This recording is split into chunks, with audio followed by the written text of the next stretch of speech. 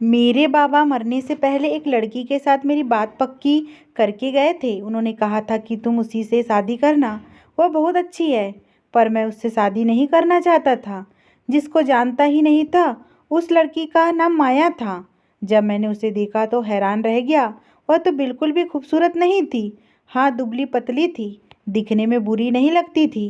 लेकिन जैसा मैंने अपने होने वाली पत्नी के बारे में सोचा था, वैसी वह बिल्कुल भी नहीं थी। मुझे ऐसी लड़कियां बिल्कुल भी पसंद नहीं थी, पर यह मेरे बाबा की आखिरी इच्छा थी। इसलिए सोचा कि उनकी बात माननी पड़ेगी। सब ने कहा कि लड़की के आगे पीछे कोई नहीं है, इसलिए तुम उसका हाथ थाम लो, बाकी भगवान कृपा करेगा। मैंने माया के साथ शादी कर ली और मैं उसे अपने घर ले आया। उसको देख के मेरा दिल बड़ा खराब हुआ, क्योंकि वह रंग रूप की काली थी। कि भगवान, या तूने मेरे साथ क्या किया? मुझे किस बात की सजा दी? मेरा घर छोटा सा था, मैं कोई इतना अमीर आदमी नहीं था। मेरी एक दुकान थी जहाँ पर मैं कपड़ों को बेचा करता था। वह मेरी पत्नी बनकर मेरे घर में आ गई और अब हम लोगों ने सारा जीवन एक साथ ही गुजारना था। लेकिन मेरा मन उसकी तरफ नहीं लगा था। मैंने उसको अपने मन से पत्नी नहीं माना था, इसलिए मैं उससे थोड़ा कटा कटा सा था। लेकिन उसे भी इस बात से कोई दिक्कत नहीं थी। वैसे वह दिल की बहुत अच्छी मालूम होती थी। आते ही उसने सारे घर को संभाल लिया और रोज़ मेरे लिए खाना भी बनाती थी। सुबह मैं अपनी दुकान पर जाने लगा तो मेरे लिए टिफ़िन पहले से तैयार था, लेकिन उसने टिफ़िन के साथ मुझे कुछ और भी दिया। मैंने देखा तो वह एक छोटी सी डिब्बी थी। तुम अपनी जेब में रखना, इससे तुम बहुत जल्दी अमीर हो जाओगे। इस बात पर मैंने उससे कहा कि यह क्या है, तो मैं हंसने लगा। वह बिल्कुल भी नहीं हंस रही थी। उसने कहा कि बस तुम इसको अपनी जेब में रखना और देखते जाना, तुम पर कैसे रुपए की बारिश होगी। मैंने उससे कहा कि यह क्या मजाक है, तो कहने लगी, जब तुम पर रुपयों की बारिश होगी तब तुम्हें पता चलेगा कि यह मजाक नहीं है। और फिर हमें ज़रूरत भी है। घर में ऐसी बहुत सी चीज़ें हैं जो नहीं है। मैं हाथ से कपड़े नहीं धो सकती, मशीन भी लेनी है और फ्रिज भी। दिल ही दिल में सोचने लगा कि हाँ, मेरे पास जहर खाने के पैसे नहीं हैं। और इसने आते ही इतनी बड़ी बड़ी चीज़ों के नाम ले लिए, पर मेरे पास उससे बहस करने का वक्त नहीं था। तो सोचा कि बस दुकान चलता हूँ, फिर देखता हूँ कैसी होती है पैसों की बारिश। मैंने वह डिब्बी अपनी जेब में तो रख ली, लेकिन अभी भी इस बात पर हंस रहा था कि मेरी पत्नी कैसी बातें कर रही थी। इस छोटी सी डिब्बी में ऐसा कौन सा चमत्कार था कि यह मुझे अमीर कर सकती है? पर मैं सोच रहा था कि मेरी पत्नी को मेरे साथ यह मजाक करने की क्या ज़रूरत थी? क्या वह मेरा मजाक बना रही थी? अपनी दुकान में जाकर बैठ गया। आजकल ग्राहकों की बड़ी कमी थी, ज़्यादा ग्राहक नहीं आ रहे थे, पर आज सुबह से ही ग्राहक आने लगे। मैं हैरान हुआ कि आज तो बड़ी बात है। देखते ही देखते मेरी दुकान पर माल की सेल होने लगी और आज इतनी ज़्यादा सेल हुई जितने पिछले 3-4 महीने में नहीं हुई थी। कहीं ये सब उस डिब्बी का कमाल तो नहीं था, जैसे मेरी पत्नी ने कहा था, इसको अपने पास रखना, तुम पर पैसों की बारिश हो जाएगी। वैसा ही हुआ तो कुछ ऐसा ही था। लेकिन यह तो संजोग भी हो सकता था, क्योंकि आजकल लगन का मौसम था और समझ लो कि शादी का मौसम चल रहा था। मैं घर आ गया तो मेरी पत्नी ने दरवाज़ा खोला, मुझसे मेरा बैग ले लिया और मुझे पानी का गिलास पिलाया। मुझे पता था कि यह मेरे साथ इतने अच्छे तरीके से क्यों व्यवहार कर रही थी, क्योंकि इसको पता था कि यह रंग रूप की खूबसूरत नहीं है और अगर मेरे साथ अच्छे तरीके से नहीं रहेंगी तो फिर मैं इसे अपनी ज़िंदगी में क्यों रखूँगा। पर मैंने उसे बताया कि आज मैं बहुत खुश हूँ, क्योंकि आज मेरा काम बहुत अच्छा हुआ था। लेकिन बीवी को देखकर दिल में कोई हलचल नहीं होती थी। वह सारे घर के काम कर लेती थी और खाना भी अच्छा बना देती थी, लेकिन वह बाथरूम में बहुत समय लगाती थी। एकदम बाथरूम में चली जाती तो ऐसा लगता कि अंदर ही सो गई है। उसे आवाज़ देकर बुलाना पड़ता था। मुझे आज तक यह पता नहीं चल सका कि मेरे बाबा ने इस लड़की को कहाँ देखा था और मेरा रिश्ता इसके साथ क्यों करना चाहते थे, क्योंकि उसने कहा था कि मेरा इस दुनिया में कोई भी नहीं है। मैंने कहा कि फिर तुम कहाँ रहती थी? तो कहने लगी कि मैं अपने कुछ रिश्तेदारों के घर पर रहती थी, लेकिन अब मैं उनसे रिश्ता नहीं रख सकती हूँ क्योंकि वो अच्छे लोग नहीं हैं। मैं हैरान हुआ कि जब उनके साथ रहती थी तब तो वो अच्छे थे, अब क्यों नहीं? खैर, हम दोनों एक ही घर में रहना था तो फिर धीरे धीरे एक दूसरे के करीब तो आने लगे, लेकिन मुझे उससे प्यार नहीं था और शायद होना भी नहीं था। पर सोचा था कि मेरी जो भी पत्नी होगी मैं उससे प्यार करूँगा। मुझे लव मैरिज करने का शौक़ था, लेकिन हुआ नहीं। मेरी पत्नी माया जब से मेरी ज़िंदगी में आई थी, बस एक ही काम अच्छा हुआ था कि जब से मैंने उसकी दी हुई डिब्बियाँ अपने जेब में रखना शुरू की थी, तब से ही रोज़ मेरी दुकान पर नए नए ग्राहक आने लगे थे और ज़्यादा ऑर्डर देते थे। मैं अपनी पत्नी से यह बात कहना तो नहीं चाहता था, लेकिन उसकी कही हुई बात सच हो रही थी। मैंने कहा कि उस डिब्बी के अंदर क्या रखती हो? तो उसने कहा कि आप नहीं पूछो और उसको खोलकर भी मत देखना, नहीं तो पैसे आने बंद हो जाएंगे। मैं हैरान हुआ और मैंने सोचा कि चलो अच्छा ही हुआ कि मैंने अभी तक उसे खोलकर नहीं देखा, जबकि एक दफ़ा मैंने सोचा था कि खोल के देखूं इसके अंदर क्या है। मैंने उससे पूछा कि यह डिब्बी तुम्हें कहाँ से मिली, क्योंकि ये काम कर रही है। उसने कहा कि मुझे तो पहले ही पता था यह काम करेंगी, ऐसा तो हो ही नहीं सकता कि काम नहीं करती। मैंने उससे बातों बातों में कहा कि तुम पूरा दिन घर पर बोर नहीं हो जाती हो? तुम्हारे कोई तो रिश्तेदार होंगे, किसी दिन उनके घर चलेंगे। हालांकि मैंने उसे पहली दफ़ा ही यह कहा था, लेकिन वह इस बात पर इस तरह से गुस्सा करने लगी जैसे मैं रोज़ यही बात करता हूँ। उसने कहा कि आपको मेरे रिश्तेदारों की इतनी ज़्यादा फिक्र क्यों है? कोई नहीं है मेरा इस दुनिया में, मैं अकेली हूँ। मैं कितनी दफ़ा कहूँ आपको? आप क्या मेरी इंक्वायरी लगाना चाहते हैं? पता करना चाहते हैं कि कौन है मेरे आगे पीछे? शादी से पहले क्या करती हूँ? मैंने तो आपसे कभी आपके पास्ट के बारे में नहीं पूछा कि आप पहले क्या करते हैं। हर किसी का एक पास्ट होता है, मैंने तो उसके बारे में आपसे सवाल नहीं किया, फिर आप क्यों कर रहे हैं? उसने तो मुझे चुप करवा दिया। मेरे पास अब बोलने के लिए कोई बात ही नहीं थी। मैंने कहा कि मैं तो ऐसे ही कह रहा था कि तुम अकेली हो। उसने कहा कि बच्चा हो जाएगा तो अकेली नहीं रहूंगी। इस बात पर मैंने अपना मुंह बंद कर लिया, क्योंकि बच्चा तो हमारे यहाँ तब होता ना जब मैं उसके साथ सही तरीके से रहता। मुझे तो अच्छी नहीं लगती थी, उसका मुंह बहुत ही ज़्यादा काला था। मैंने सोचा कि इसके लिए कोई ऐसी क्रीम लेकर आता हूँ जो इसे मुंह पर लगाए तो थोड़ी गोरी हो जाए। हर किसी को सुंदर पत्नी ही चाहिए होती है। अगर मैं यह चाहता था कि मेरी पत्नी सुंदर हो तो इसमें कोई ऐसी बात तो नहीं थी। फिर वह अपना ख्याल भी तो नहीं रखती थी, मेरे लिए श्रृंगार भी नहीं करती थी, सजती संवरती भी नहीं थी। मैं उसे कहता था कि मेरे लिए तो थोड़ा तैयार हो जाया करो, तो कहती थी कि पूरे दिन में इतने काम होते हैं, तैयार होकर काम नहीं कर सकती। मैं उससे दूर दूर रहता था और अब तो मेरा काम इतना बढ़ गया था कि मेरे पास वैसे ही वक्त नहीं था। एक दिन हम लोग साथ बैठे थे तो मैंने मजाक से उससे एक बात कह दी, पर मुझे नहीं पता था कि वह इस बात को इतना ज़्यादा संजीदा ले लेंगी और गुस्सा हो जाएंगी। मैंने उससे कहा कि तुमने यह जो डिब्बियाँ मुझे दी है इसकी वजह से वाकई पैसे आ रहे हैं। अब मुझे कोई ऐसी डिब्बी दो जिसकी वजह से मैं दूसरी शादी कर लूँ। मैंने यह बात की और मैं हंसने लगा, पर वह देखकर तो हैरान रह गया कि मेरी बीवी उठ के कहीं चली गई। ऐसे गई जैसे कोई चीज़ लेने के लिए गई है, लेकिन वापस ही नहीं आ रही थी। मुझे लगा कि नाराज़ हो गई है, अब मुझे इसको मनाना पड़ेगा। लेकिन थोड़ी देर के बाद वापस आई और उसके हाथ में कोई चीज़ थी। उसने कहा जरा अपने हाथ तो आगे करे। जब मैंने दोनों हाथ आगे किए तो उसने मेरे हाथ में भी कोई चीज़ रख दी और कहा इसको भी अपनी जेब में रखना और खोलकर नहीं देखना, आपकी मनोकामना पूरी हो जाएंगी। मैं हैरान रह गया, ये देखकर वह भी एक छोटी सी डिब्बियाँ थी। मैंने कहा अरे मैं तो मजाक कर रहा था, तुम तो सचमुच ही संजीदा हो गई। उसने कहा क्यों, आपने दूसरी शादी करनी है? दूसरी शादी हमारे धर्म में नहीं है, लेकिन फिर भी ऐसे लोग हैं जो दूसरी शादी करते हैं। कानून के हिसाब से तो उनकी एक ही बीवी होती है, लेकिन रस्मों रिवाज के हिसाब से दूसरी बीवी को भी अपने साथ रख सकते हैं। तो आप भी कोई दूसरी बीवी ले आना। मैंने कहा अरे नहीं, मैं तो यूं ही कह रहा था। मैं ज़रा घबरा गया तो उसने कहा नहीं नहीं, आपको घबराने की ज़रूरत नहीं है, जो आपने कहा वह मैंने कर दिया। आप तो मेरे पति है, आपका दुख मेरे लिए पूजा के बराबर है। अगर आप खुश रहोगे तो मैं भी खुश रहूंगी। पति तो भगवान होता है। मैंने सोचा कि इस बात को यहीं पर छोड़ देना चाहिए, कहीं हमारा झगड़ा ना हो जाए, और उसे डिब्बी को भी वहीं पर रखकर उड़ गया। लेकिन सुबह हुई तो मेरी पत्नी ने खुद ही वो डिब्बी मेरे जेब में डाली। मुझे तब पता चला जब मैंने अपनी जेब में हाथ डाला। मैं सोचने लगा कि वह तो गुस्सा ही करती है, शायद मैंने भी इस डिब्बी को अपने जेब में रख लिया, क्योंकि पिछले वाली को रखने से तो मेरा फायदा ही हुआ था। क्या पता कुछ ऐसा हो जाता कि मुझे वाकई पता चल जाता कि मेरी बीवी कुछ ना कुछ जरूर कर रही है, क्योंकि मैं अब भी हैरान था यह सब कुछ हो कैसे रहा था। मैं अपनी दुकान पर बैठा था। मेरी दुकान पर अब इतनी भीड़ हो गई थी कि मैंने एक लड़के को रख लिया था। मैं खुद आराम से बैठा चाय पी रहा था जब मेरा एक दोस्त आया। उसका नाम विराज था।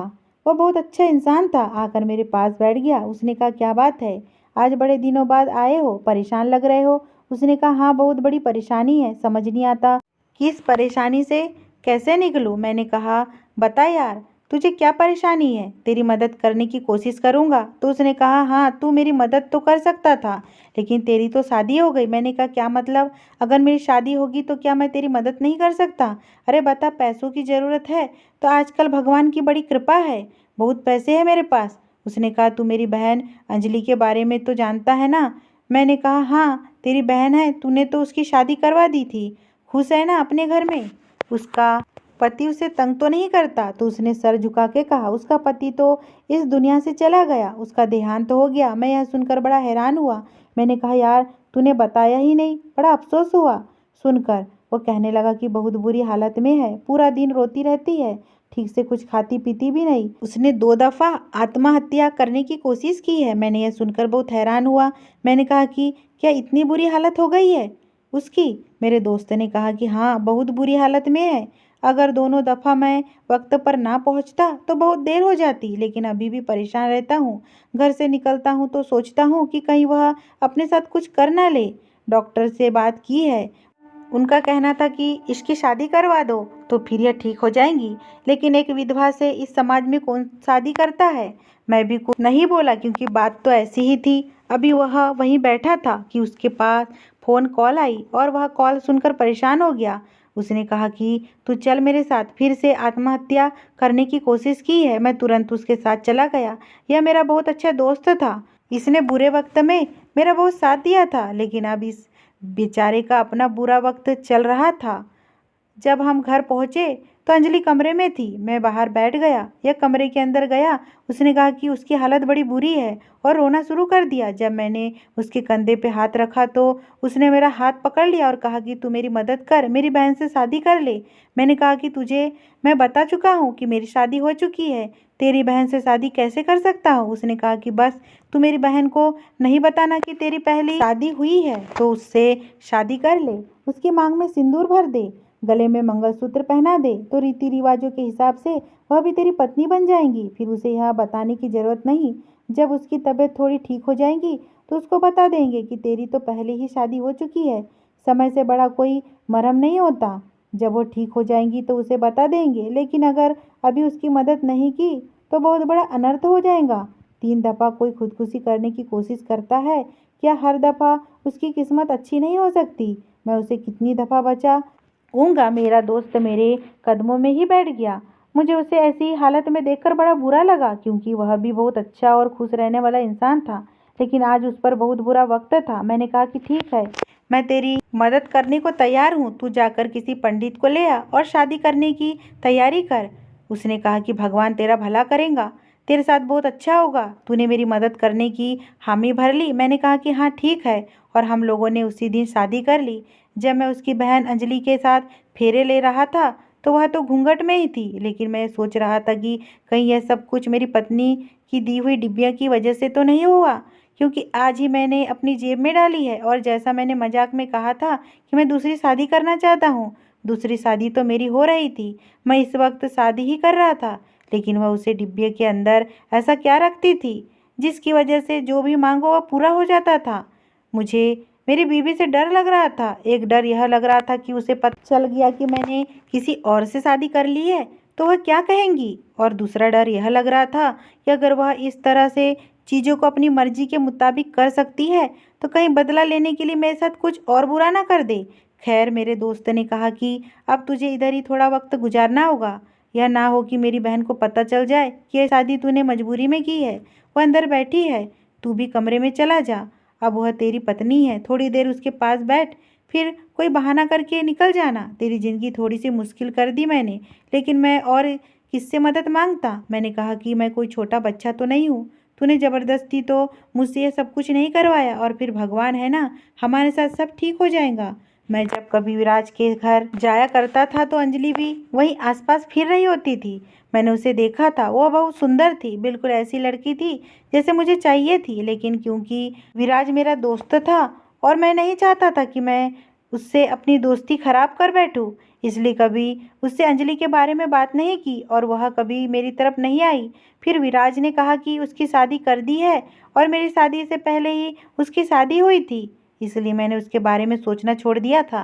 लेकिन अगर आज वह मेरी पत्नी थी तो फिर आज तो मेरी ज़िंदगी का अच्छा दिन था, क्योंकि वह तो बहुत सुंदर थी। मैं अंजलि के कमरे में जाने ही लगा था। जब मैंने उसे फ़ोन किया तो उसने थोड़ी देर बाद ही उठा लिया। मैंने कहा कि क्या कर रही है? मुझे एक ख्याल आया। मैंने सोचा कि अपनी पत्नी को फ़ोन करता हूँ, वह क्या कर रही है? वो कहने लगी, मैं खाना बना रही हूँ। आप कब तक आएंगे? मैंने कहा कि आज मुझे थोड़ी देर हो जाएगी, दुकान में काम बहुत ज़्यादा है। तो उसने कहा कि कोई बात नहीं, पर रात का खाना हम एक साथ ही खाएंगे। मैंने कहा कि हाँ, रात तक तो मैं आ जाऊंगा, क्योंकि अभी दोपहर का वक्त था। मुझे वैसे भी बहुत बुरा लग रहा था, मेरी पत्नी के साथ यह अन्याय था और मैं उसे बताए बिना ही दूसरी शादी भी कर ली थी, और अब मैं उस लड़की के कमरे में जा रहा था। फिर सोचा यह तो मेरा भाग्य है, और अगर मेरी बीवी को पता था कि उस डिब्बिया में से जो मांगो वह सब कुछ हो जाता है, तो उसे मेरी जेब में रखनी ही नहीं चाहिए थी।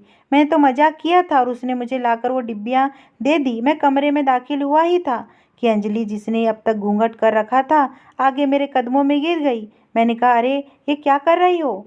तो कहने लगी, आप मेरे भगवान हो, मुझे छोड़कर तो नहीं जाओगे? मैं समझ गया कि वो अभी भी शौक में है। मैंने कहा, हाँ हाँ, कभी छोड़कर नहीं जाऊंगा।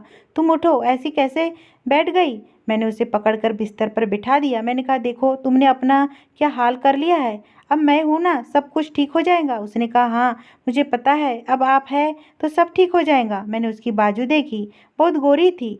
अभी मुझे उसकी बाजू ही नजर आ रही थी। साथ ही मुझे मेरी बीबी का ख्याल आया, जिसकी बाजू बहुत ही काली थी। मैंने दिल में कहा, हे भगवान, तूने मुझ पर कृपा की है, पर बहुत अच्छा किया है। यह लड़की तो बहुत ज़्यादा खूबसूरत और गोरी गोरी सी है। मैं उसके सामने बैठ गया और मैंने कहा, क्या मैं तुम्हारा घूंघट उठा लूँ? मैं इसलिए पूछ रहा था क्योंकि वह थोड़ी सी परेशान थी। अभी अभी उसने आत्महत्या करने की कोशिश की थी, इसलिए मैंने पूछ लिया। उसने कहा, हाँ क्यों नहीं। और जैसे ही मैंने उसका घूंघट उठाया तो ऐसा लगा कि मेरे पैरों तले से धरती ही खिसक गई, क्योंकि वह कोई और नहीं, मेरी पत्नी ही थी। वो माया थी, लेकिन वो बहुत ज़्यादा सफ़ेद और खूबसूरत लग रही थी, बहुत गोरी लग रही थी। शायद उसने बहुत ज़्यादा मेकअप कर रखा था, पर मैं उसे देखकर बुरी तरह से हैरान रह गया और उछलकर पीछे ही हट गया। मैंने कहा, तुम यहाँ पर क्या कर रही हो?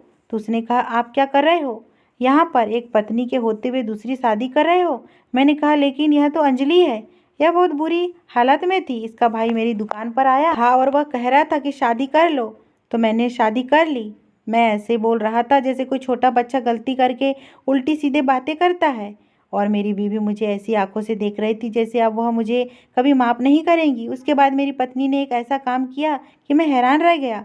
उसने करीब रखा हुआ एक गीला कपड़ा लेकर अपने मुंह पर मारना शुरू कर दिया। मुझे लगा कि उसका सारा मेकअप उतर जाएगा और वह अपना मेकअप उतारने के लिए ही ऐसा कर रही है, लेकिन मैं यह देखकर हैरान रह गया, उसे चेहरे पर कोई भी मेकअप नहीं लगा था। इसका मतलब कि मेरी बीवी सच में गोरी थी, लेकिन जब मेरे साथ रहती थी तो काली बन के क्यों रहती थी? फिर मुझे ख्याल आया कि वो बाथरूम में बहुत ज़्यादा वक्त लगाती थी। हम लोग जब भी करीब आते थे, वह कमरे की लाइट बंद कर देती थी। वैसे भी हम लोग एक दूसरे के साथ इतना ज़्यादा घुले मिले हुए नहीं थे। थोड़ी देर के बाद मेरा दोस्त अंदर आया, तो मैंने कहा, यह सब कुछ क्या किया है तूने? तो कहा था कि तेरी बहन बड़ी मुश्किल में है और तूने मेरी शादी मेरी पत्नी से ही करवा दी और मुझे इतनी बड़ी मुश्किल में फंसा दिया। उसने कहा, तेरी पत्नी ने मुझे अच्छे पैसे दिए थे, इसलिए मैंने बात मान ली। जो मुझे कहा मैंने कर लिया, क्योंकि एक मुश्किल में तो मैं भी था। मैंने किसी का कर्ज वापस करना था, लेकिन अंजलि वाली बात बिल्कुल झूठ थी। वह अपने पति के साथ अपने ससुराल में बहुत सुखी जिंदगी गुजार रही है और बहुत खुश है। मेरा काम यहाँ पर ख़त्म हुआ, मैं चलता हूँ। मेरी बीवी वहाँ से चली गई और शायद घर चली गई। अब मुझे डर लग रहा था कि मैं घर जाऊंगा तो क्या होगा, लेकिन मेरे दिल में इतने ज़्यादा सवाल थे कि मुझे घर जाकर अपनी पत्नी से यह बात पूछनी थी कि उसने यह सब क्यों किया। मैं रात को घर आया तो मेरी पत्नी सामने ही बैठी थी। मैंने कहा, क्यों किया तुमने यह सब? मुझे क्यों ऐसे इम्तिहान में डाला? तुम मेरी परीक्षा लेना चाहती थी? उसने कहा, हाँ मैं तुम्हारी परीक्षा लेना चाहती थी और तुम फेल हो गए हो। मैं कोई आम लड़की नहीं हूँ। तुम्हारे बाबा ने तुम्हारी शादी मुझसे क्यों करवाई? मेरे माता पिता कहाँ है? मेरे रिश्तेदार कहाँ है? और वो डिब्बी, उसका क्या चक्कर है? और फिर मैं खुद ही अंजलि बनकर क्यों तुम्हारे सामने बैठ गई? मैं चौंक गया और सोचने लगा कि यह किस किस्म की इंसान है। मेरी पत्नी ने कहा कि वह एक बहुत ही बड़े अमीर आदमी की बेटी थी। उसका पिता बहुत ज़्यादा बीमार था और ख़ानदानी दौलत इतनी ज़्यादा थी कि संभालने वाला कोई नहीं था। उसके पिता ने मरते हुए मेरे पिता से रिश्ता तय कर दिया था कि आपके बेटे से हम अपनी बेटी की शादी करवा देंगे, क्योंकि मेरा बाप बहुत ईमानदार आदमी थे और पूरे मोहल्ले में मशहूर थे कि उनसे ज़्यादा ईमानदार आदमी कोई नहीं है। मेरे बाप ने तो कह दिया कि जो लड़का तुम्हारे लिए पसंद किया है वह बिल्कुल ठीक है, पर मुझे किसी ऐसे इंसान की ज़रूरत थी जो मेरे साथ कभी कोई धोखा ना करे, जो लालची ना हो और जिसके हाथों में हम करोड़ों का कारोबार सौंप सके, क्योंकि इससे पहले भी हमारे साथ धोखा हुआ था। मेरे बाप ने मेरी शादी एक लड़के के साथ तय कर दी थी, पर वह बहुत लालची था और मेरे दिल में यह बात बैठ गई थी कि बहुत ज़्यादा सोच समझ कर मुझे अपनी ज़िंदगी का फैसला करना होगा। मैं किसी भी इंसान पर ऐसे ही भरोसा नहीं कर सकती। और बात सिर्फ इतनी ही नहीं थी, एक तो मेरा इस दुनिया में कोई नहीं था और मैं बहुत ज़्यादा अमीर भी थी। मैं बहुत ज़्यादा खूबसूरत थी, मेरे पास बहुत ज़्यादा माल दौलत थी और मेरे सर पर भी कोई नहीं था।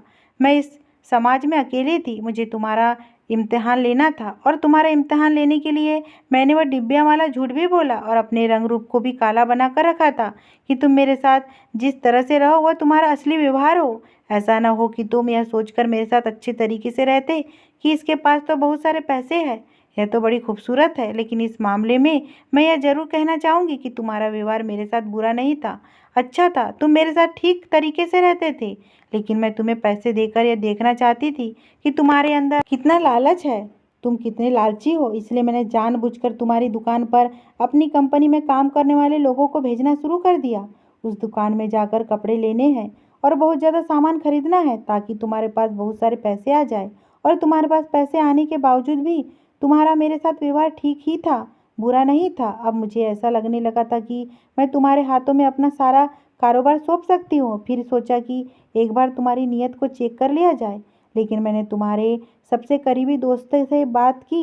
तुम्हारे घर में एक डायरी पड़ी है जिसके अंदर उसका नंबर लिखा हुआ था और तुमने यह भी लिखा हुआ था कि मेरा यह दोस्त मेरे भाइयों जैसा है। मैंने इसे फ़ोन किया, यह तो पहले से ही मुश्किल मुसीबत में था। मैंने कहा मैं तुम्हें बहुत सारे पैसे दूंगी, पर तुम्हें मेरा एक काम करना होगा। और मैंने जब उसको सब कुछ बता दिया तो उसने कहा कि मैं बिल्कुल ठीक कर रही हूँ, मुझे ऐसा ही करना चाहिए। इसलिए तुमसे अपनी बहन के बारे में झूठ बोला और तुम फौरन दूसरी शादी के लिए तैयार हो गए। इसका मतलब यह है कि इस मामले में तुम कमज़ोर निकले और तुमसे मुझे बच के रहना होगा। मैं ये सुनकर हैरान रह गया और मैंने अपनी पत्नी से कहा कि अगर तुम्हें मुझे धोखेबाज समझती हो तो धोखा तो तुम भी मुझे दे रही थी, झूठ बोल रही थी मेरे साथ। देखो, मेरी जगह कोई भी होगा तो ऐसा ही करता। एक मर्द की अपनी नीयत होती है, उसे खूबसूरती अच्छी लगती है, सुंदर लड़कियां पसंद आती है। अब तुम ऐसा तो नहीं करो। और मैंने अगर शादी कर भी ली थी तो तुम्हें छोड़ने वाला तो नहीं था। और यह शादी कौन सी मैंने कानूनी तौर पर की थी। मैं तुम्हें कभी छोड़कर नहीं जाऊंगा। सुंदर लड़कियां किसको बुरी लगती है, पर मैंने तुम्हारे साथ कभी कोई बुरा रवैया नहीं रखा, कुछ बुरा नहीं किया। वो कहने लगी कि मुझसे दूर दूर तो रहते थे ना। मैंने कहा कि हाँ मैं मानता हूँ, पर अब तुम मुझे छोड़कर नहीं जाओ। देखो, क्या मैं तुम्हारे साथ बुरा था? क्या मैं इस परीक्षा में फेल हो गया?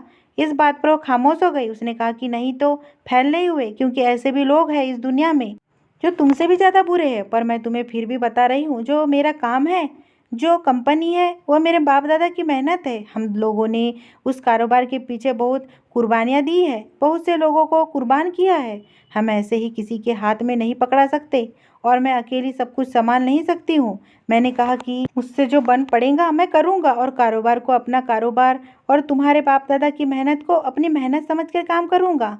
मेरी पत्नी ने कहा कि ठीक है, अगर तुम कोई गलती करोगे तो वैसे भी तुम्हें माफ़ नहीं किया जाएगा। मेरी पत्नी ने तो सीधे बात की, वह जो बोलती थी सीधा बोलती थी। सही कहा था, मेरी पत्नी तो कोई आम लड़की नहीं थी, वह तो इस शहर की बहुत ज़्यादा अमीर लड़की थी और बहुत बड़े ख़ानदान से थी। तभी तो जब मैं उससे पूछता था कि तुम्हारे ख़ानदान वाले कहाँ हैं, तो वो कहती थी कि मेरा कोई भी नहीं है, क्योंकि वह झूठ बोल रही थी। मैं तो इस बात पर अभी तक हैरान हूँ कि उसने मुझसे इतने सारे झूठ बोले, मुझसे इतना बड़ा इम्तिहान ले रही थी और मुझे पता ही नहीं था। इसके बाद मैंने अपनी दुकान बेच दी और घर भी बेच दिया और हम लोग एक बड़े से घर में रहने लगे और उसका सारा कारोबार मैं और वह मिलकर संभालने लगे। पर इस बात पर मैं सबसे ज़्यादा खुश था कि मेरी बीवी तो बड़ी खूबसूरत थी। अब वह भी मेरी तरफ बढ़ने लगी थी और हमारी ज़िंदगी बहुत अच्छी थी। हमें एक दूसरे से बहुत मोहब्बत भी करते थे। मुझे दुनिया की हर चीज़ मिल रही थी। मैं तो ये सोच भी हैरान हो जाता हूँ कि अगर मैं उसके साथ कोई उल्टा सीधा काम कर देता या उसको कुछ बुरा कह देता तो वह मुझे आसमान से उठाकर ज़मीन पर फेंक देती। और वह ऐसा कर सकती थी, उसे रोकने वाला कोई नहीं था। लेकिन मेरी किस्मत अच्छी थी। आप लोग बताओ, आप लोगों को मेरी ज़िंदगी की कहानी सुनकर कैसा लगा? आप लोगों को क्या लगता है कि मेरी किस्मत अच्छी थी? यह सब कुछ मेरी अपनी वजह से हुआ, क्योंकि मेरी बीवी मुझे खूबसूरत तो नहीं लगती थी, लेकिन मैं फिर भी उसके साथ अच्छा ही था। मैंने कभी उस पर हाथ ना उठाया, ना कोई बुरी बात कही। शायद मुझे तभी तो इतना कुछ मिल गया, क्योंकि आज मुझे किसी चीज़ की कमी नहीं है और मेरी पत्नी भी मुझसे बहुत प्यार करती है। हम दोनों ऐसी ज़िंदगी गुजार रहे हैं जैसे हम दोनों ख्वाबों में भी नहीं सोची थी। भगवान आपकी मदद करते हैं और कब आपकी किस्मत पर लड़ते हैं कोई नहीं जानता।